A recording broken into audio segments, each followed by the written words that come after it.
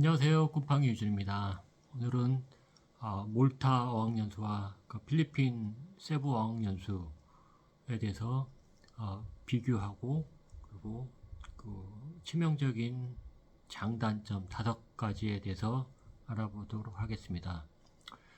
저는 2022년 여름에 몰타 어학연수 4주를 다녀왔고요. 그리고 필리핀은 지난달 2024년 1월부터 3월까지 세부 어학연수 6주를 다녀왔습니다. 사실 두 나라는 극단적으로 영어 익히기에 환경적인 차이가 있습니다. 그리고 공통점도 뚜렷하게 있습니다. 이거에 대해서 좀 알아보고요. 먼저 지중해 유럽 몰타 어학연수의 장점에 대해서 얘기하겠습니다. 느낌적으로는 몰타 어학연수는 유럽에서 생활은 생각보다 달콤했습니다. 그리고 몰타에서의 어학연수는 매일 파티하는 기분이었습니다. 영어 연수라기보다는 한 달 살기 같은 그런 느낌. 첫 번째 몰타 어학연수의 장점은 뛰어난 자연 환경과 자유로운 분위기라고 말씀드리겠습니다. 매일 비치를 보면서 등교하고 그리고 수업 후에는 비치에서 수영도 하고 그리고 클래스메이트랑 같이 놀러 다니는 그런 아름다운 지중해의 자연 환경을 만끽할 수가 있었고요. 두 번째로는 유럽 여행 접근성과 유럽 친구들을 사귈 수 있는 기회라고 볼 수 있습니다.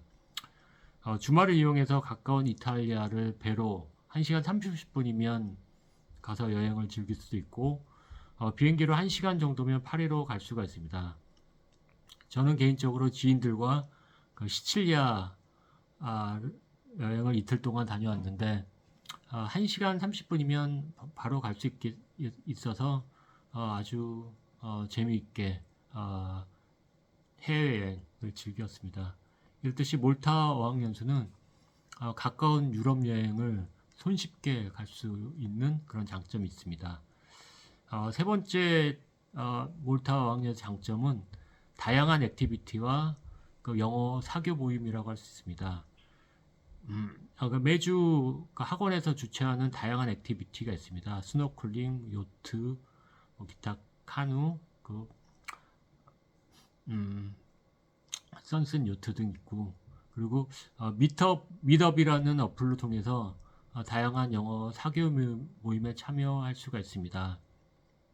그래서 영어가 좀 익숙해지면 이런 사교 모임, 미덥이라는 것의 영어 사교 모임에서 또 영어를 활용할 수 있는 기회가 굉장히 많이 열려 있다고 볼 수가 있습니다. 네 번째 몰타 어학연수의 장점은 치안이 안정적인 선진국이라고 볼 수 있습니다. 한국처럼 카페에서 핸드폰을 놓고 화장실에 가도 될 수 있는 분위기고 새벽에서도 안전하게 귀가할 수 있는 그런 편안한 분위기라고 볼 수 있습니다. 한국이랑 거의 치안 면에서는 유사하다고 볼 수가 있고요. 마지막 5번째로는 서유럽에 대비해서 물가가 저렴한 편입니다. 우리나라 정도의 물가 수준이라고 볼 수가 있습니다. 그래서 유럽에 살면서 우리나라 정도의 물가라면 상당한 장점이라고 볼 수가 있고요. 그리고 몰타 어학연수의 치명적인 단점 5가지를 말씀드리겠습니다. 첫 번째로는 그룹 수업 위주 및 하루에 3시간 수업으로 중급자 이하 영어 실력자는 한계가 뚜렷합니다. 한마디로 중급자 이하는 영어 실력 향상 기대가 어렵습니다. 특히 이제 12명 위주의 그룹 수업을 하다 보니까 스피킹 할 수 있는 기회가 좀 적고요. 그리고 저희가 중급자 이하면 자신감이 없기 때문에 그룹 수업에 주도적일 수가 없습니다. 그래서 특히 이제 또 하루에 3시간 수업이다 보니까 생각보다 영어에 대한 환경 노출이 좀 되게 적습니다. 그래서 좀 치명적입니다. 그러니까 영어 실력 향상에 크게 기대할 수 없다는 것. 두 번째는 몰타 어학연수의 치명적인 단점 두 번째는 숙박 및 식사는 본인이 직접 해결해야 된다는 그런 준비성이 필요하고요.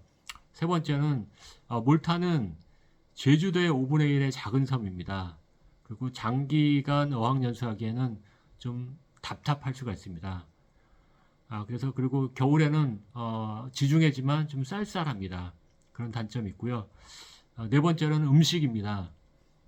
유럽이긴 하지만 그 이탈리아나 뭐 다른 서유럽에 비해서 음식이 좀 평범하거나 퀄리티가 좀 떨어진다고 볼 수가 있습니다.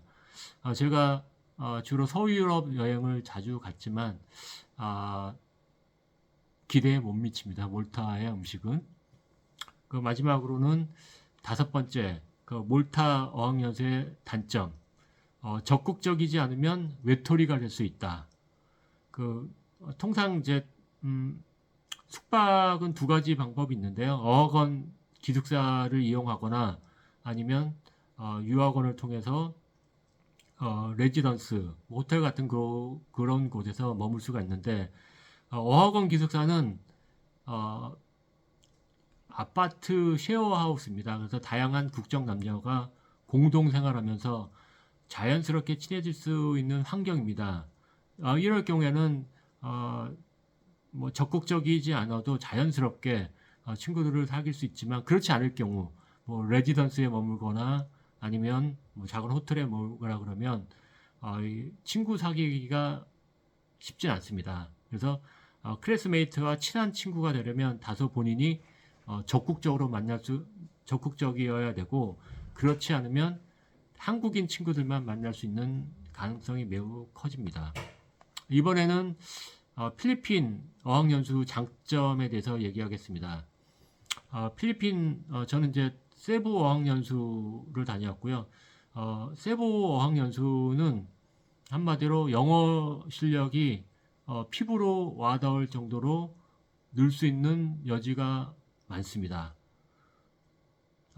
그렇지만 필리핀 어학연수는 다소 고등학생이 된다는 느낌을 지울 수가 없습니다. 첫 번째, 필리핀 세부 어학연수의 장점은 맨투맨 수업으로 영어 능력 향상이 극대화됩니다. 보통 10시간 정도의 수업이 있는데 그 중에서 60% 정도가 맨투맨 수업으로 이루어집니다. 이제 맨투맨 수업이다 보니까 영어적으로 영어 노출이 상당히 많이 됩니다. 내가 스피킹할 수밖에 없는 그런 환경이 되기 때문에 자연스럽게 영어 향상, 특히 스피킹 능력이 극대화될 수 있는 가장 좋은 환경이라고 볼 수가 있고요. 특히 이제 두 번째는 수업 시간이 그러니까 세미스파르타 같은 경우는 아침 7시부터 밤 10시까지 수업이랑 셀프 스터디가 진행이 되고 그 세미스파르타 같은 경우는 8시부터 5시까지 수업이 진행됩니다. 어쨌든 많은 시간이 영어가 노출이 되기 때문에 영어 공부할 수 있는 환경이 아주 좋다고 볼 수가 있습니다. 세 번째, 필리핀 세부 어학연수의 장점은 숙박 및 식비 포함해서 비용이 저렴하다라고 볼 수 있습니다. 몰타 대비 30에서 50% 수준이라고 볼 수가 있습니다. 제가 2022년도에 몰타 어학연수 4주를 다녔는데 600에서 700 정도가 소요가 됐고요. 그리고 세부 어학연수 6주는 한 300만 원 정도 소요가 됐습니다. 대략적으로 세부 어학연수는 그 몰타 어학연수의 한 30-40% 정도 수준으로 비용이 저렴하다라고 볼 수가 있고요. 네 번째 필리핀 세부 어학연수의 장점은 다양한 액티비티가 있습니다. 매주 학원에서 다양한 액티비티가 준비가 되어 있고요. 비용 또한 저렴하게 다녀올 수가 있습니다. 저 같은 경우에는 스노클링 그리고 스쿠버 다이버라든지 매주 토요일마다 친구들이랑 그 액티비티를 신청해서 다녀왔고요. 또 별도로 개별적으로 한국인 투어 업체를 통해서 다녀오기도 했습니다. 다섯 번째는 가까운 아시안 국가, 특히 이제 일본, 대만, 중국 친구들을 사귈 수 있는 그 실질적인 교류가 가능하다라고 볼 수가 있습니다. 특히 이제 일본 저희 그 제가 다녔던 EV 어학원 같은 경우에는 그 일본 학생들이 한 40%, 한국 학생들이 30%, 그리고 대만, 중국 학생들이 20% 정도로 이제 국적 비율이 됐고요. 저 또한 가장 많은 친구들이 일본 그리고 대만 친구라고 볼 수 있습니다. 지금도 이제 뭐 지난주에 귀국했지만 아직까지도 일본 친구들이랑 그 인스타그램을 통해서 교류하고 있습니다. 그리고 필리핀 세부 어학연수의 치명적인 단점 5가지를 말씀드리면 첫 번째는 그 타이트한 일정과 엄격한 규칙이라고 볼 수가 있습니다. 그 쉬는 시간도 한 5분 정도밖에 안 돼서 딱 한마디로 정의한다면 한국의 기숙학원이라고 생각하면 됩니다. 뭐 물론 이것이 장점일 수도 있지만 제가 몰타 어학연수 때 그 자유로운 분위기를 만끽한 거에 비해서 이 필리핀 세부 어학연수는 약간 타이트한 그런 엄격한 그런 분위기라고 볼 수가 있고요. 두 번째 필리핀 세부 어학연수의 단점은 사회적 기반 시설이 낙후합니다. 그 와이파이라든지 그 스마트폰이 제대로 터지지 않고요. 그리고 특히 대중교통이 많이 불편합니다. 그래서 아무래도 이 그 선진국, 중진국도 아닌 나라다 보니까 이러한 기반 시설이 매우 열악하다라고 볼 수가 있습니다. 세 번째 치명적인 단점은 소음입니다. 우리나라에서 듣지 못한 저가 다녔던 곳이 세부시티 중심지임에도 불구하고 새벽 아침마다 그 닭소리, 개 짖는 소리, 차 소리가 좀 심할 정도라서 어떨 때는 새벽에 자주 좀 일어나곤 합니다. 네 번째는 치안. 세부는 생각보다 안전한 곳입니다. 하지만 한국이나 그 몰타보다는 다소 불안할 수가 있다고 볼 수가 있습니다. 다섯 번째 세부 어학연수의 단점은 음식. 동남아가 음식이 대부분 그렇지만 대부분 음식들이 튀기고 짜고 달거나 해서 건강에 크게 도움이 될 것 같지는 않습니다. 마지막으로 공통점에 대해서 말씀드립니다. 공통점이라기보다는 우리 어학연수 가기 전에 좀 미리 준비해 둘 것이 뭐냐면 그 미리 한국에서 영어 공부를 충분히 하면 세부나 아니면 필리핀이나 몰타에서 충분히 실력을 발휘할 수 있다고 볼 수 있습니다. 한마디로 얘기한다면 충분히 한국에서 미리 준비해서 가면 필리핀이나 몰타 어학연수에서 영어에 대한 도움이 크게 될 거라고 봅니다. 그래서 제가 추천하는 그 어학연수의 베스트는 먼저 필리핀에서 2개월 또는 3개월 연수 후에 몰타에서 2, 3개월 연기하는 방법이 최고라고 할 수가 있습니다.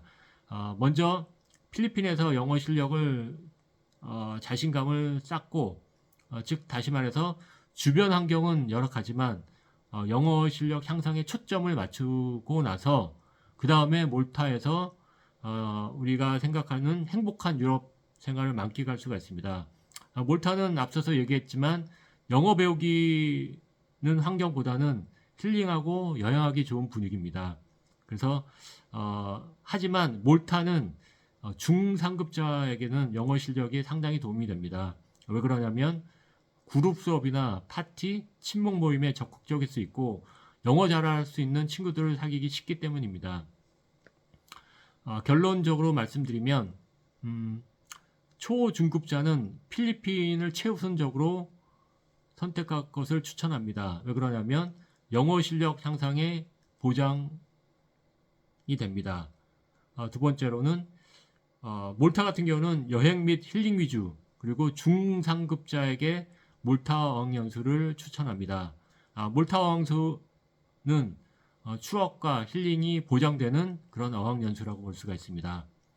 다시 한번 말씀드리면 최고의 선택은 필리핀 2개월, 특히 겨울 시즌, 그리고 몰타 3개월, 그러니까 여름 시즌 연계해서 어학연수 가는 것이 최고의 선택이라고 볼 수가 있습니다. 이상 꿈팡이 유진이었습니다. 감사합니다.